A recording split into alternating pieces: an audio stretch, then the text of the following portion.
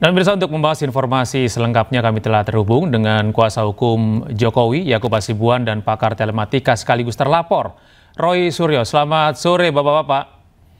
Yo, selamat sore Mas. Sore Selamat sore Mas. juga Pak Yakub. Iya. Selamat sore Mas Roy. Iya, Ya. kita ke Mas Roy terlebih dahulu. Mas Roy, Anda meminta penundaan pemeriksaan begitu. Apa saja alasan yang Anda gunakan untuk melakukan penundaan ini? Iya banget Mas. Bulan Agustus ini kan 12 itu kan operasi. Kebetulan saya juga membina beberapa koperasi.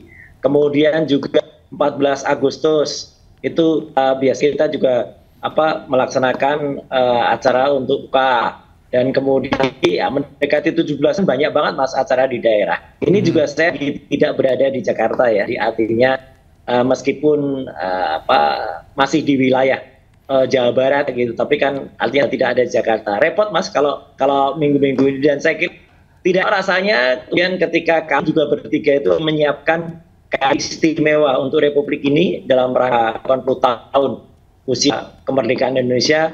Kita menyiapkan buku putih ya, Jokowi's White Book, nanti akan di launching, soft launchingnya tanggal 17 Agustus. Nah, jadi kita nggak saling mengganggu Mas gitu, mendekati, dan mungkin kita akan sampai nanti pada saat melaksanakan pemanggilan itu, dipanggil itu, nanti setelah 17 Agustus kan waktunya panjang dan banyak Mas. Masih ada hari esok Mas, gitu. Jadi biarkan saja, kemudian silakan diatur, dan meskipun juga menyarankan mungkin setelah hari Rabu, mungkin Kamis minggu depan atau saya kira waktu yang baik supaya semua juga sudah bisa dilaksanakan. Itu Mas. Ya, artinya cuma mundurnya berapa hari nih Mas Roy? 1 hari aja ya? Oh enggak, mundurnya kan bukan, maksudnya Kamis minggu depan. Gitu. Saya kan hari kan besok ya, dalam tanggal saya 12 itu besok. Kemudian mendekati tanggal 17 Agustus, mendekati peringatan proklamasi kan banyak banget Mas. Baik. Acara 16 Agustus tuh biasanya juga kita ada renungan ya, renungan di.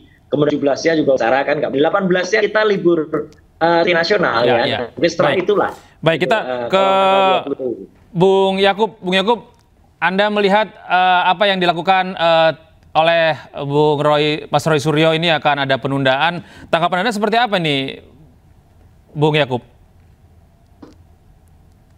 Iya, tentunya kami melihatnya ini merupakan hak Mas Roy dan rekan-rekan semua, para pihak yang terlapor atau para saksi yang dipanggil oleh para penyidik ya. Jadi itu merupakan memang hak untuk tentunya jika memang berhalangan hadir dan sebagainya, silakan saja disampaikan. Untuk nanti para penyidik lah di Polda Metro Jaya yang menilai apakah penundaannya ini memang wajar, patut, dan akan diberikan penundaan dan menyikapinya seperti apa. Namun yang kami tetap mengharapkan tentunya seluruh pihak, bukan saja pihak yang sekarang baru dipanggil, tapi pihak-pihak yang akan mungkin nanti dipanggil ke depannya juga tetap menaati proses hukum yang berlaku. Karena khususnya klien kami juga pada saat penyelidikan di Barreskrim, di mana klien kami di situ malah yang sebagai teradunya juga hadir, walau di tahap penyelidikan kan tidak ada kewajiban padahal. Nah ini kan sudah tahap penyelidikan, jadi ya kami mengharapkannya seperti itu. Walaupun kembali lagi kalau memang tadi ada penundaan, itu kan merupakan hak Mas Roy dan yang lain tentunya Mas. Ya, Mas Roy, ini kan Anda akan datang setelah upacara 17 Agustus, mungkin setelah tanggal 18 begitu ya. Ini apakah merupakan langkah-langkah yang cukup strategis bagi Anda dan pihak terlapor yang lain untuk mempersiapkan berbagai macam fakta-fakta baru jika nanti diperiksa di Polda Metro Jaya? Saya kira tidak ada hubungannya dengan yang lain ya. Ini teknis hanya karena kebetulan ganti upacara peringatan 17 Agustus. Itu aja ya. Jadi artinya tidak ada hal lain. Mempersiapkan fakta-fakta baru saya kira tidak juga ya. Kalau dikatakan kita mempersiapkan ya, kita memang lagi concern menyiapkan sebuah buku putih ya untuk nanti kita launching tepat pada tanggal 17 Agustus ya gitu, soft launchingnya.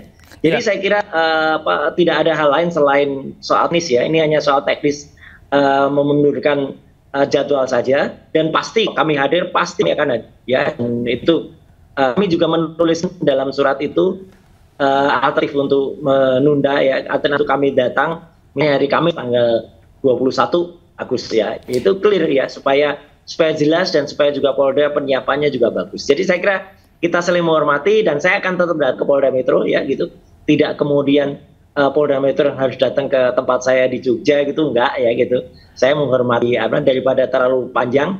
Kan saya kira kemarin Pak Jokowi juga sempat mundur dan malah sempat diperiksa di Solo gitu ya. Tapi ya udahlah, nggak apa.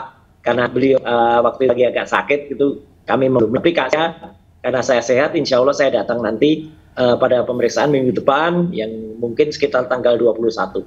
Itu aja Mas. Jadi ini benar-benar murni teknis soal jadwal dan soal karena kita lagi memperingati 80 tahun kemerdekaan Indonesia. Apakah rencananya buku putih yang Anda bikin bersama rekan-rekan ini akan Anda bawa juga pada saat pemeriksaan nanti akan dipaparkan juga? Nah, itu memang menarik karena buku putih ini ternyata adalah 500 halaman. Ya itu karena saya macamnya juga panjang, cukup lama. Ya mungkin ada beberapa pertanyaan yang hubungannya dengan buku putih itu ya biar penyidik juga ngetik sepanjang ya dari itu mungkin ya ngetik 2 halaman lah sama gitu ya kalau ada pertanyaan jawabannya di buku putih itu Mas gitu. Jadi biar semua juga jelas karena di situ ada alasan-alasan soal prima, kemudian soal legal standing, kemudian soal juga undang-undang keterbukaan informasi publik, kemudian juga undang-undang dasar 45 28 dan 28F gitu. Jadi detail banget dan itu ada hubungannya dengan pertanyaan dari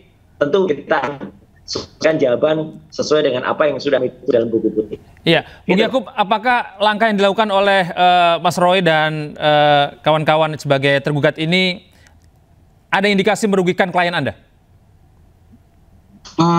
Kami melihatnya tentunya kembali lagi itu merupakan hak seluruh saksi yang diperiksa nantinya. Jika dalam memberikan keterangan mereka ingin mengatakan apapun untuk dimasukkan ke dalam BAP mereka, itu kan pasti merupakan hak dan nanti tinggal para penyidik lah yang menilai apakah yang mana yang relevan dan mana yang manakah yang memang.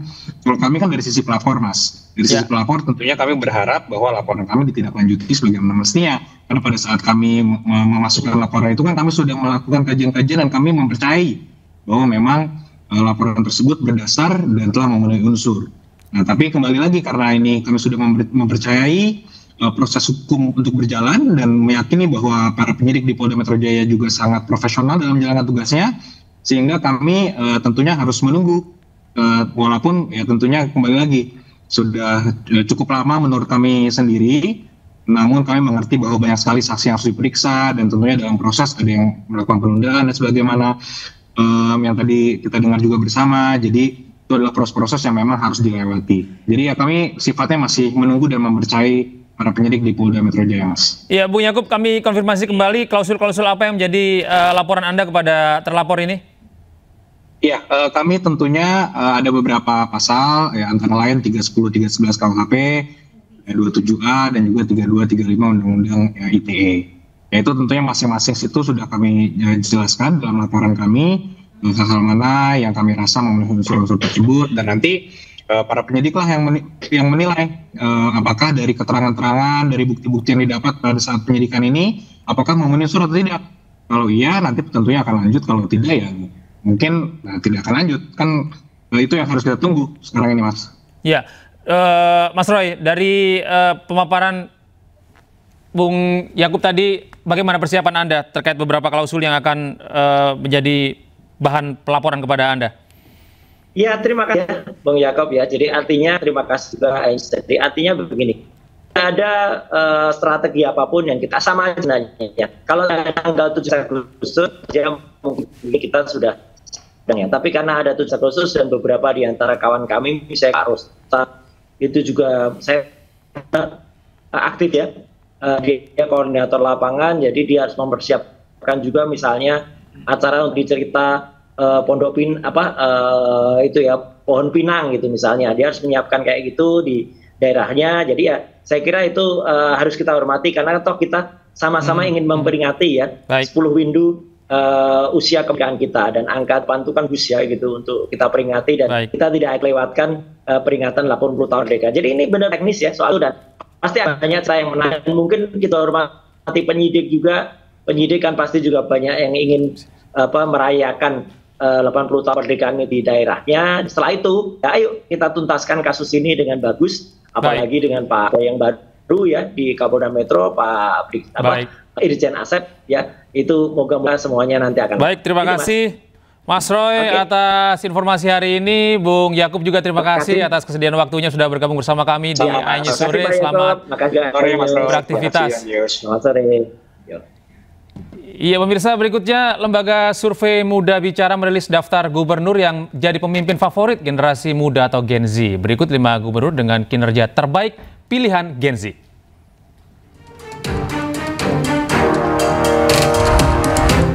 Posisi pertama ditempati oleh Gubernur Jakarta, Pramono Anung dengan 30,67% suara. Posisi teratas diperoleh Pramono karena program-programnya banyak yang pro bagi anak muda.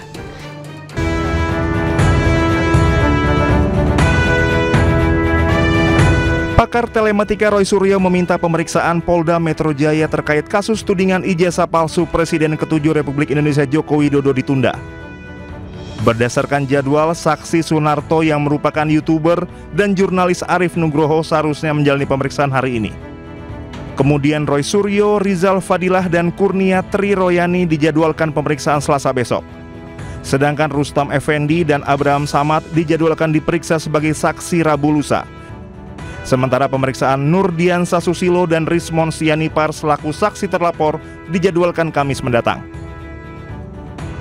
Kuasa hukum Roy Suryo, Ahmad Hosinuddin, mengatakan kliennya beralasan ingin merayakan HUT ke-80 RI.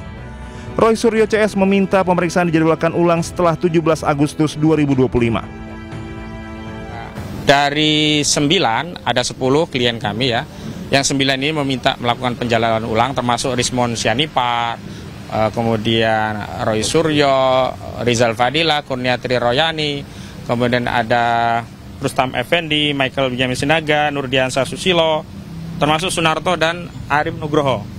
Kalau hari ini sebenarnya sedianya yang dipanggil adalah Arif Nugroho dan Sunarto. Sunarto panggilan yang lalu datang tapi pihak penyidik yang belum siap. Nah sekarang dipanggil lagi, justru Sunartonya yang memang minta penjadwalan ulang karena klien kami ada agenda berkaitan dengan perayaan 17 Agustus 2020. Dalam kasus ini, tim penyidik Polda Metro Jaya belum menetapkan tersangka. Namun kasusnya sudah ditingkatkan ke tahap penyidikan. Dari Jakarta, Bagus Prasetya, Tri Julianti, Anyus melaporkan.